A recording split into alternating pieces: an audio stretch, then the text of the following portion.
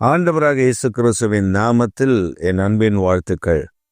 இந்த காலை வேளையிலையும் உங்களை சந்திப்பதில் நான் மகிழ்ச்சி அடைகிறேன்.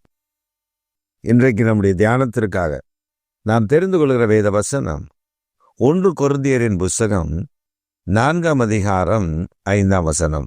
ஆனதால் கர்த்தர் வருவாளவும் நீங்கள் காலத்துக்கு முன்னே யாதொன்றை குறித்தும் தீர்ப்பு சொல்லாதிருங்கள். ஆதலால் கர்த்தர் வருமளவும் யாதொன்றை குறித்தும் தீர்ப்பு சொல்லாதிருங்கள். ஆதலால் அவர் வருவதற்கு முன்பே, அவர் வரும் அளவும் யாதொன்றை குறித்தும் தீர்ப்பு சொல்லாதிருங்கள். ஏனென்றால் வேதம் மிக தெளிவாக சொல்லுகிறது, அவர் இருதயங்களில் மறைந்திருக்கிறதை வெளிப்படுத்துகிறவராயிருக்கிறார். நம் காரியங்களை அறியாமல் மூடர்களைப் போல சில நேரத்தில் பேசிவிடுவோம். மூடத்தனமான வார்த்தைகள் நம்ம இடத்துல புறப்பட்டு விடும். நாம் அப்படிப்பட்டவர்களை மாறிவிடுவோம். அதனால்தான் நீதிமொழி புஸ்தகத்தில் சொல்லப்பட்டிருக்கிறது, பேசாதிருந்தால் மூடனும் ஞானியாக எண்ணப்படுவான். அவன் வாய் திறந்து பேசாதிருந்தால். நாம் குறித்த காரியத்திற்கு நாம் காத்திருக்காமல், ஒரு குறித்த பிரச்சனை அது என்னவென்று தெரியாமல் குற்றத்தை நம்மேல் வைத்து கொண்டு மற்றவர்களை குற்றவாளியாக காண்பித்தே பழகியிருப்போம். அவர் செய்ததுதான் தப்பு, இவர் செஞ்சுதான் தப்பு, அவர் செஞ்சுதான் தப்பு, இவர் செஞ்சுதான் தப்பு, தப்பு தப்பு தப்பு தப்பு. நம்ம உத்தமர்களை போல நடிப்போம். ஆனா குற்றம் நம்மகிட்ட தான் இருக்கும். அதுதான் வேதம் ரொம்ப தெளிவா இருக்கும். வசனம் கருக்குள்ள பட்டயம், இரு புறமும் கருக்குள்ளது. அது வெட்டுகிறவர்களையும் வெட்டும், எவன் வெட்டுகிறானோ அவனையும் வெட்டும். அதுதான் 2 புறமும் டபுள் எட்ஜ்டு ஸ்வார்டு, அதுக்கு பேரே. அப்ப என்ன ஆண்டவர் என்ன சொல்ல விரும்புகிறார்? நாம் மற்றவர்களை குற்றவாளியாக தீர்க்க நீ யார்? Who are you? ஏனென்றால் ரத்தம் சிந்தினவர், மீட்டவர், ரட்சித்தவர், அன்பை செலுத்தினவர், அவனுக்காக காயங்களை ஏற்றுக்கொண்டவர், அவளுக்காக காயங்களை ஏற்றுக்கொண்டவர், அந்த தேவன் அவனை நியாயந்திருக்க வேண்டும். அதை விட்டுவிட்டு காலத்திற்கு முன்பே, காரியத்திற்கு முன்பே, என்னவென்று தெரிவதற்கு முன்பே நாம் ஜட்ஜா மாறிடும். ஹைகோர்ட் ஜட்ஜு கூட கிடையாது, சுப்ரீம் கோர்ட் ஜட்ஜு கூட கிடையாது, வேர்ல்டு கோர்ட் ஜட்ஜு கூட கிடையாது, பரலோக ஜட்ஜா மாறிடுவோம். ஆண்டவர் கொஞ்சம் நீங்கள் இறங்கி உட்காருங்க ஆண்டவரே, நான் ஜட்ஜ்மெண்ட் பார்த்துட்டு வந்துடுறேன். நம்ம போய் உட்காந்துருவோம். நம்ம சொல்லுவோம், ஆண்டவரிடத்துல எப்படி ஜனங்களை நல்வழி நடத்த வேண்டும் என்று கர்த்தர் நமக்கு தந்திருக்கிறவையில விட்டு விட்டு பொறாமை, எரிச்சல், மூர்க்க குணம். அதனால வேதம் சொல்லுகிறது, நீங்க பரிசுத்த ஆவியானவர் என்ற கண்ணாடிக்கு முன்பாக நிறுத்தி நிதானித்தறிந்தால், மற்றவர்களை சொல்லுவோம், நீ நிதானித்தறிந்து பார்த்துக்கோ, என்கிட்ட மோதுன்னு அவ்வளோதான். சிலர் சொல்லுவாங்கல்ல, 2025 ஆச்சரியமா மாறிடுமா, என்கிட்ட மோதிட்டல்ல. நான் ஒன்றை சொல்லுகிறேன், சர்வ வல்லமுள்ள தேவன் நம்மை அழைத்திருக்கிறார், ரட்சித்திருக்கிறார், மீட்டிருக்கிறார். நீங்க அப்படி யாருக்காவது சொன்னா ஆண்டவர்கிட்ட மன்னிப்பு கேளுங்க. நீங்க அப்படி யாரையாவது எதிர்த்து நின்றுப்பீங்கன்னா ஆண்டவர்கிட்ட மன்னிப்பு கேட்கிறேன். காரியம் அறியாத மூடனை போல இருக்காதுருங்க. காரியத்தை அறிந்து பதில் சொல்லணும். ஒண்ணுமே தெரியாது, ஆனா நம்ம பதில் சொல்லிடுவோம். கட்டுரை எழுதிடுவோம், பெருசா எழுதுவோம். குற்றம் நம்ம கிட்ட இருக்கும், குறைகள் நம்ம கிட்ட இருக்கும். மற்றவங்களை குற்றவாளின்னு நினைப்போம். ஏன்னா உன் குற்றத்தை மன்னிக்க, உன் குற்றத்தை மறைக்கிறது மற்றவங்களை குற்றவாளின்னு சொன்னாதானே நீ நல்லவன் நினைப்ப, நீ நல்லவன் நினைப்ப. அதனால்தான் வேதம் சொல்கிறது, காரியம் அறியாத மூடன் தன் மூடத்தனத்தில். அப்போ நம்ம எப்படி காரியம் அறிந்து கொள்ள வேண்டும்? ஒரு காரியம், ஒரு சம்பவத்தை நாம் நோண்டுவோம், ஆனா அங்க பிரச்சனை வீட்டில் இருக்கும். நம்ம கிட்ட பிரச்சனையை வச்சிருப்போம், நம்ம பெற்றது பிரச்சனையே சுமந்துட்டு இருக்கோம், ஆனா மற்றவங்களை நோண்டுவோம். அவன் தான் தப்பு பண்ணியிருப்பான், இவன் தான் தப்பு பண்ணியிருப்பான், இவன் தான் தப்பு பண்ணியிருப்பான். ஒரு வீட்டில் ஒரு பிள்ளைய அவங்க வீட்டில் வளர்த்து வராங்க. குழந்தைய வளர்த்து வராங்க அவங்க. அதுக்கு ஈகோ. என்ன ஈகோ? தன் இடத்திற்கு யாரும் வந்து விடக்கூடாது. தன் வீட்டுக்கு வருகிறவர்கள் கூட தன் தாயாரோடு தகப்பனாரோடு கொஞ்சம் க்ளோஸராக வந்துடக்கூடாது. உடனே அவ அதுக்கு ஒரு வழி பார்த்துருவான். ஆனால் குற்றம் யார் மேலே இருக்கும்? அடுத்த பிள்ளைகள் மேலே குற்றம். அவதான், இவதான், இவன்தான், அவன்தான். நான் உதாரணத்துக்கு சொல்லுகிறேன். இது ஒன்று. உங்களை திருப்பி பாருங்க. உங்க வீட்டில் நடக்கிற பிரச்சனையை பாருங்க. உங்க வீட்டில் இருக்கிற நிலைமையை பாருங்க. அதை திரும்பி பார்த்து மற்றவர்களை நியாயம் தீர்ப்பதை நிறுத்திவிட்டு, நீ நன்றாக இருக்கிறாய, உன் குடும்பம் நன்றாக இருக்கிறதா, நீ எப்படி இருக்கிற, உன் பிள்ளைகள் எப்படி இருக்கான்னு அதை யோசித்து பாருங்க.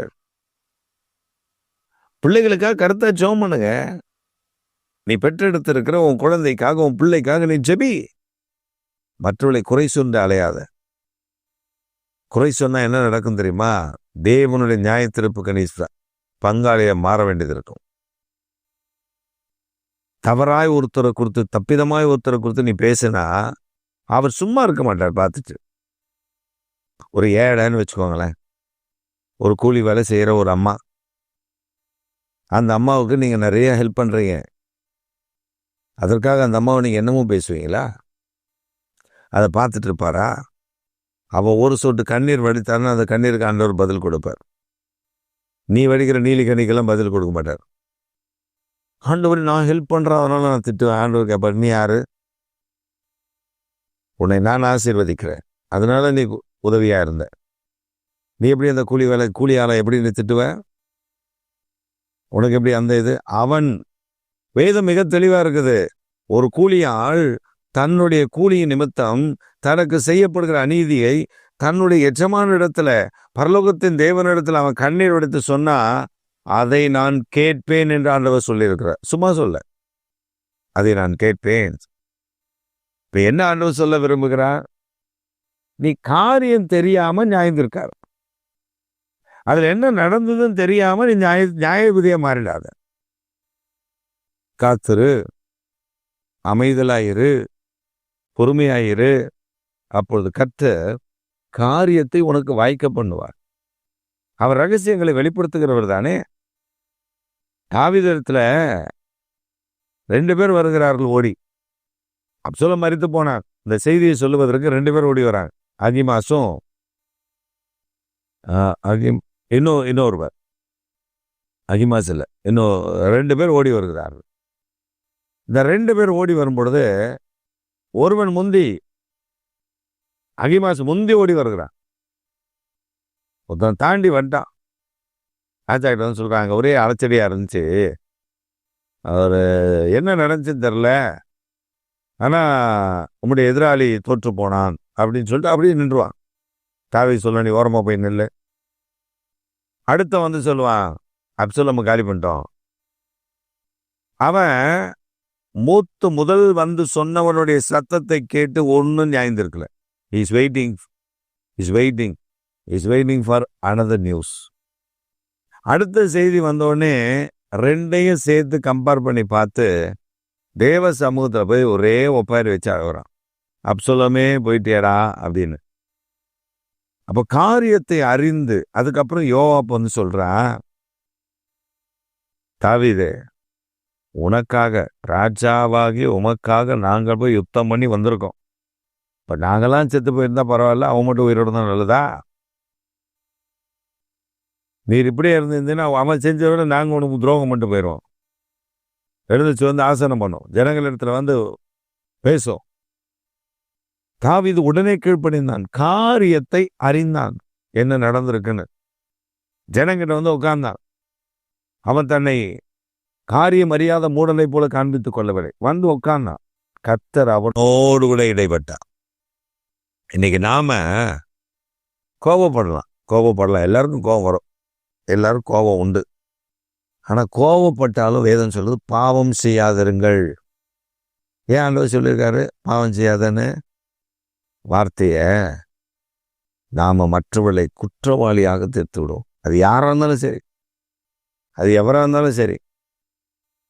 ஒரு ஆராதனைக்கு போவோம், ஏதாவது ஒரு வார்த்தை பாஸ்டர் பேசுனது நமக்கு வந்துருச்சு, நமக்கு நேரம் வந்துருச்சு, உடனே வீட்டில் வந்து கழுவி ஊற்றுவோம். அந்த ஆள் இப்படி எனக்கே பேசுகிறான். அந்த ஆள் பேசுனது அவரா? பேசுனது பரிசுத்த ஆவியானவர். வார்த்தையை தரார், அவர் மூலமாக பேசுகிறார். அது அவருக்கு வாயில் கொடுத்துருக்கிற கட்டளையிட்டு இருக்கிற அவர் பேசுகிறார். இந்த வாயில் இந்த வார்த்தை போடப்பட்டிருக்கிறது, அது பிரதிபலிக்கிறது. அவ்வளோதான். அவரை குற்றப்படுத்தி அவர் இப்படி அவர் அப்படி, அவரை பற்றி தெரியாதாக்கும், இவரை பற்றி தெரியாதாக்கும். ஒரு விசுவாசி ஏதாவது பேசிட்டு உடனே இதை பற்றி தெரியாதாக்கும், அவரை பற்றி தெரியாதாக்கும், இவரை பற்றி தெரியாதாக்கும். உனக்கு என்ன தெரிஞ்சு என்ன பண்ண போற? ஒன்றும் கிடையாது. நீதி செய்கிறது கர்த்தர், நியாயம் விசாரிக்கிறது கர்த்தர். அதனால காரியம் அறிவதற்கு முன்பே நீங்கள் மற்றவர்களுக்கு உத்தரவு சொல்லிடாதீங்க. எச்சரிக்கையா இருங்க. வருஷத்தின் கடைசியில் வந்திருக்கோம்ல, வருகிற நாட்கள் நமக்கு ஆசீர்வாதமாய் அமையணும்னா காத்துருங்க. ஒரு காரியம் வருகிறதுன்னா பொறுமையோடு இருங்க, அவசரப்படாதீங்க. அவசரப்பட்டா என்ன ஆயிரும் தெரியுமா?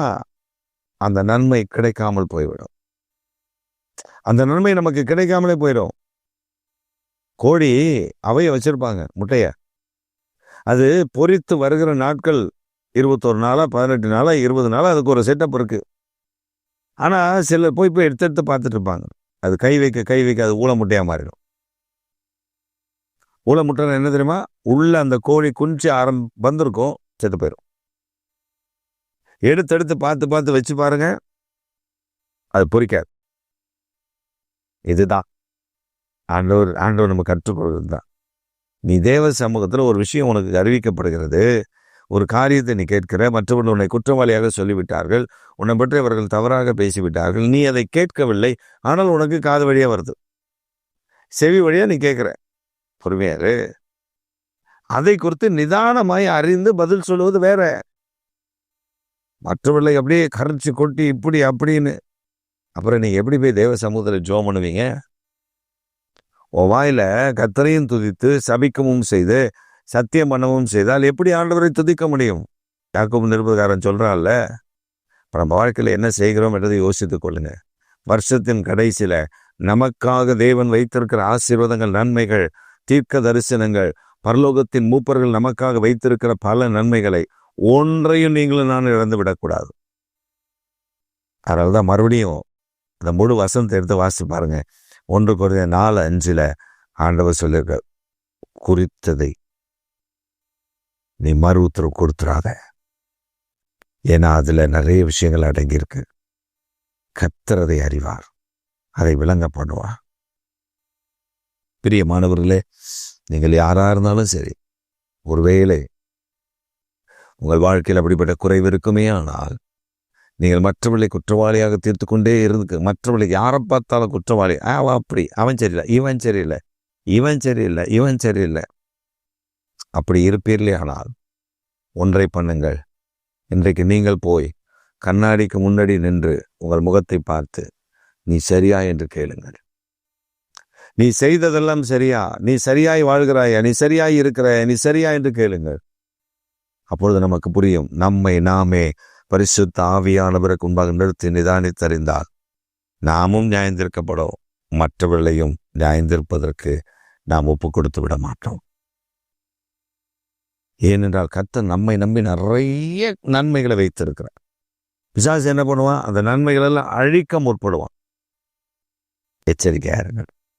ஏன்னா வருஷத்தின் கடைசியில் வந்திருக்கும். இன்னும் ஒரு சில மணி நேரங்கள், அடுத்த வருஷத்துக்குள்ள பிரவேசிடுவோம். ஆனால் அதற்கு முன்பு நம்மை நாம் நிதானமாய் காத்துக்கொள்ள, கிருபையாய் காத்துக்கொள்ள கர்த்தர் நமக்கு அனுக்கிரகம் பண்ணி ஆசீர்வதித்து நடத்துவாராக. ஆமென்.